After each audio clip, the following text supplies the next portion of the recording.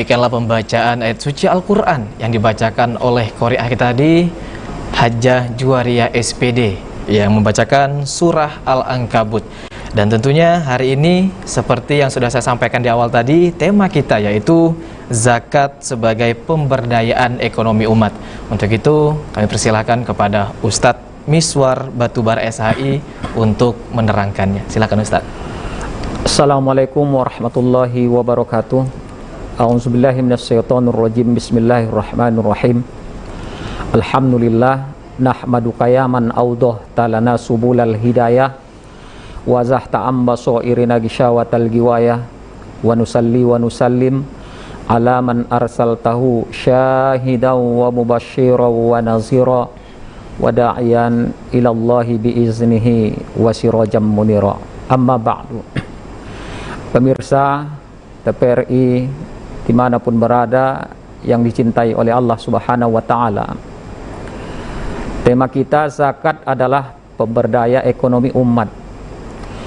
Kalau kita berbicara masalah zakat, hampir di antara kita semuanya sudah pernah mengerti tentang permasalahan zakat. Tapi kebanyakan di antara kita sesungguhnya memahami zakat itu hanya sebatas konsumtif.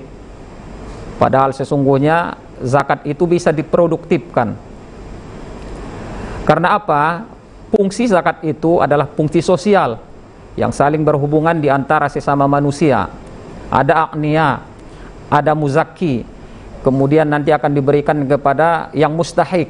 Yang mustahik ini adalah di dalam Al-Quran ada sebanyak 8 asnaf. Jadi kalau zakat ini kita produktifkan, maka insya Allah kesenjangan sosial, maka pengangguran, maka ekonomi umat Islam akan bangkit. Karena ITB pernah melakukan riset pada tahun 2014 silam, kalau fungsi zakat ini benar-benar digali dengan baik di seluruh negara yang sangat kita cintai ini, maka akan terkumpul uang sebanyak 217 triliun jumlahnya. Jumlah yang begitu besar. Akan tetapi terjadi gap yang begitu besar. Basnas-basnas yang ada di seluruh Indonesia ini hanya mampu mengumpulkan uang sebanyak 8,7 triliun setiap tahunnya. Coba kita bayangkan, kalau fungsi zakat ini benar-benar digali dengan baik, angka 217 triliun yang dikumpulkan maka akan bisa dikelola dengan baik. Maka kita akan mengenal yang namanya zakat produktif ada di situ. Kemudian zakat produktif itu kita kenal juga ada yang namanya konsumtif tradisional. Ya, konsumtif tradisional inilah yang dibagikan secara langsung untuk kebutuhan hidup sehari-hari. Inilah yang biasa kita lakukan di tengah-tengah masyarakat kita. Ketika di bulan suci Ramadan, zakat fitrah, zakat mal yang kita kumpulkan itu habis semuanya dibagikan untuk yang konsumtif. Tidak ada yang produktifnya. Padahal sesungguhnya fungsi zakat ini untuk memberdayakan ekonomi umat sangat penting di dalam kehidupan umat Islam. Sehingga dulu pada zaman Rasulullah sampai kepada zaman para sahabat, fungsi zakat ini benar-benar digali dengan baik. Inilah yang perlu kita revitalisasi sekarang ini. Karena dulu sudah zakat ini pernah maju, maka ini harus kita kembalikan fungsinya ini di zaman sekarang ini. Kalau kita umat Islam ini ingin benar-benar maju, ekonomi umat Islam ingin berdaya, maka kita harus fungsikan zakat ini. Bahkan riset yang terakhir 2021 silam, 21 yang lewat, bahwa sesungguhnya diadakan riset kembali, kalau fungsi zakat ini benar-benar digali dengan baik di negara yang sangat kita cintai ini, maka akan terkumpul duit zakat setiap tahunnya itu di atas 300 triliun. Kembali di sini terjadi gap yang begitu besar. Maka basnas-basnas yang ada di seluruh Indonesia ini hanya mampu mengumpulkan di atas 30 triliun dalam setiap tahunnya. Masih terjadi perbandingan yang begitu besar yang seharusnya lebih di angka 300 triliun yang dikumpulkan dalam setiap tahunnya, akan tetapi hanya sekitar 30 triliun yang bisa dikumpulkan. Tapi alhamdulillah basnas-basnas yang ada di seluruh Indonesia ini, terutama di sini basnas Kota Jambi, yang sudah insya Allah mengumpulkan uang dalam setiap tahunnya itu dari zakat profesi dan zakat lain-lainnya itu sekitar 7 miliar setiap tahunnya. dan ini sudah bisa difungsikan, yaitu termasuk konsumtif kreatif. Konsumtif kreatif ini adalah memberikan bantuan kepada siswa, alat-alat sekolah. Ada anak-anak fakir dan miskin yang tidak mampu membayar uang sekolahnya, yang tidak mampu membeli sepatu, yang tidak mampu untuk membeli pakaian sekolahnya, buku-buku dan lain-lain sebagainya. Maka Basnas Kota Jambi hadir di sini untuk membantu yang mustahik ini. Itu yang dikatakan adalah konsumtif kreatif. Kemudian yang ketiga, ada yang namanya produktif konvensional. Produk konvensional ini akan semakin tinggi tingkatannya, maka akan bisa diberikan bantuan-bantuan dalam barang-barang yang produktif, seperti mesin jahit misalnya, kemudian bangunan-bangunan sosial, alat-alat pertukangan, dan lain-lain sebagainya. Bahkan ada yang namanya produktif kreatif. Produktif kreatif ini juga Basnas Kota Jambi sudah hadir di sini membantu saudara-saudara kita yang pengusaha-pengusaha kecil ke bawah, sudah hadir di sini untuk memberikan bantuan di dalam setiap tahunnya, memberikan modal usaha. Tak perlu minjam ke bank, ya. Ke Basnas mengajukan proposal, maka akan dibantu setelah disurvei dengan baik. Maka Basnas Kota Jambi hadir di sini memberikan bantuan modal usaha. Yang uniknya di sini adalah kita berikan secara hibah langsung, tanpa harus dikembalikan modal tadi itu. Itulah Basnas ini sebenarnya hadir. Maka zakat ini kalau bisa kita berdayakan, maka ekonomi umat Islam akan terangkat dengan baik. Sehingga kesenjangan sosial tadi itu, pengangguran-pengangguran akan bisa diberdayakan dengan baik. Luar biasa Ustaz ya. Ternyata seharusnya Indonesia bisa menyumbang dari zakat itu 300 triliun 300 triliun dalam setiap tahun. Dan faktanya kita cuman bisa menghasilkan 30 triliun saja. Luar biasa, jenjangnya, jaraknya jauh sekali Ustaz ya. Besar, betul. Luar biasa. Nah Ustaz, kalau misalnya ternyata Indonesia bisa menyumbang sekitar 300 triliun, kira-kira apa sih penyebab utamanya Ustaz, kenapa Indonesia bisa mendapatkan 30 triliun saja dari 300 triliun yang seharusnya kita dapatkan? Masalahnya di sinilah kita umat Islam yang ada di seluruh Indonesia ini tidak sadar fungsi zakat ini yang sebenarnya. Di dalam Al-Quran ada 32 kata zakat. Di antaranya 30 ayat langsung berhubungan dengan zakat. Dan 28 ayat selalu bergandengan dengan kalimat salat.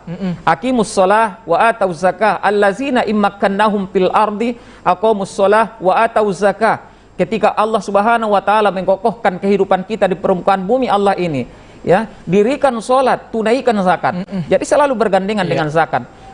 Bukan saja yang menjadi rukun Islam kepada kita umat Islam, akan tetapi fungsi zakat ini selalu bergandengan dengan kalimat sholat. Karena apa sesungguhnya? Karena begitu penting ternyata di dalam kehidupan manusia. Iya. Ya. Bayangkan Ustaz kalau misalnya Indonesia bisa menyumbangkan 300 triliun, betapa makmurnya umat muslim di dunia Ustaz ya, di Indonesia lah khususnya. Untuk Jambi. Ternyata memang sangat susah untuk membuat masyarakat Indonesia sadar akan zakat ya Ustadz ya. Nah hal ini sebenarnya Ustadz apa yang membuat mereka tuh mungkin kurang peka, tidak terlalu menyadari bahwa kita harus berzakat untuk membantu orang-orang yang mungkin kurang mampu? Banyak hal di sini sebenarnya yang perlu kita garis bawahi ialah kurangnya mungkin sosialisasi tentang begitu pentingnya zakat ya. Ini yang pertama. Kemudian yang kedua, kesadaran masyarakat kita terutama kita umat Islam kurang peka terhadap permasalahan zakat ini. Kadang-kadang zakat fitrah saja yang dia berikan itu dia memilih harga yang paling terendah. Itu ya. Padahal sebenarnya selama setahun kita hidup diberikan oleh Allah Subhanahu wa taala. Allah cuma meminta ganti kepada kita 2,8 kilo beras, ya kan? Apa salahnya kita memberikan zakat yang terbaik setelah selama setahun kita menikmati fasilitas-fasilitas yang diberikan oleh Allah Subhanahu wa taala kepada kita. Logikanya begini Ustadz ya, 1 tahun masa kita tidak bisa menyisihkan uang kita atau beras kita selama 1 tahun Ustadz ya, untuk memberikan kewajiban kita selama untuk membayar zakat fitrah tadi. Luar biasa. Untuk itu pemirsa TVRI Jambi harusnya kita lebih aware lagi bahasa sekarang Ustadz ya terhadap zakat ini. Luar biasa, Masya Allah kalau misalnya kita bisa memperdayakan uang zakat ini, banyak sekali umat Islam di Indonesia, di Provinsi Jambi mungkin bisa terbantu Ustadz ya. Memang harus ditingkatkan lagi kesadaran. Seperti tadi yang Ustadz sampaikan bahwa tim Basnas mungkin harus lebih turun ke bawah lagi Ustadz ya, untuk memberikan pengarahan mungkin Ustadz ya.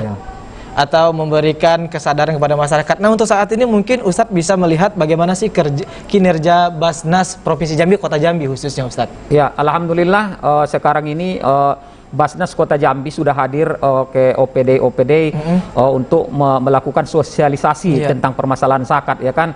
Dan alhamdulillah sekarang Perda zakat sedang digodok di DPRD. Betul. Mari kita doakan bersama, mudah-mudahan Perda zakat ini nanti disetujui, diketok palu di DPRD Kota Jambi, maka insya Allah fungsinya itu akan semakin meluas. Betul. Karena selama ini kan Basnas kota itu hanya mengambil zakat profesi dari ASN. Betul, Ustaz. Belum terlalu meluas. Belum. Alhamdulillah nanti dengan adanya Perda, maka ini akan meluas kepada masyarakat yang ada, pengusaha-pengusaha lokal yang ada di Kota Jambi, untuk kita berikan sosialisasi supaya mereka sadar tentang permasalahan zakat ini betapa pentingnya dalam kehidupan manusia. Betul, itu tadi mungkin penyuluhannya yang mungkin selama ini agak kurang, Ustadz ya. Kalau di Kota Jambi mungkin lebih banyak penyuluhan. Bagaimana kalau di desa-desa, Ustadz ya, mungkin masih belum terjangkau. Semoga nanti kita doakan semoga tim Basnas, Ustadz ya, yang memang bergerak di bidang ini bisa terjun langsung. Mungkin bisa didata juga, Ustadz ya, bekerja sama dengan kepala desa mungkin, Ustadz ya, RT untuk mendata mungkin orang yang wajib membayar zakat atau untuk orang yang wajib menerima zakat tersebut. Ya, memang harus seperti itu. Kalau di Kota Jambi tidak cukup hanya Pak Wali yang berbicara masalah zakat, ya kan, tidak cukup hanya wakil wali kota yang berbicara masalah zakat. Harus turun ke bawah, kepala OPD, kemudian camat-camat, kelurahan-kelurahan sampai kepada RT. Ini harusnya sadar tetap permasalahan masalah zakat sehingga sampai ke tengah-tengah masyarakat. Makanya ini yang saya sampaikan tadi adalah zakat adalah salah satu sektor penting dalam filantropi Islam. Itu kan filantropi Islam itu adalah tindakan seseorang yang mencintai sesama manusia, ya kan, serta nilai-nilai kemanusiaan, sehingga menyumbangkan waktu, uang, tenaga untuk menolong orang lain. Istilah inilah yang diberikan kepada orang-orang yang banyak dana untuk amal. Termasuk tadi itu untuk memberikan zakat itu, ya kan. Karena apa? Makanya saya sampaikan tadi itu perlu revitalisasi, ya kan, adalah suatu proses atau cara dan perbuatan untuk menghidupkan kembali suatu hal yang sebelumnya pernah terberdaya. Pada zaman Rasulullah, pada zaman Khulafaur Rasyidin, ini terberdaya ekonomi umat pada saat itu. Inilah yang harus kita kembalikan kalau bisa perlahan-perlahan, karena umat Islam mayoritas kan di negara yang sangat kita cintai ini. Mudah-mudahan pengusaha-pengusaha kita yang muslim paham tentang perihal masalah zakat. Baik, terima kasih Ustadz Miswar yang sudah menjelaskan betapa pentingnya untuk kita membayar zakat untuk membantu masyarakat atau teman-teman kita yang muslim yang mungkin kurang beruntung, ya Ustadz ya. Semoga kita menjadi orang yang penuh rasa cinta dan kasih sayang sesama manusia. Saya Khairul Azhar, pamit undur diri. Wassalamualaikum warahmatullahi wabarakatuh.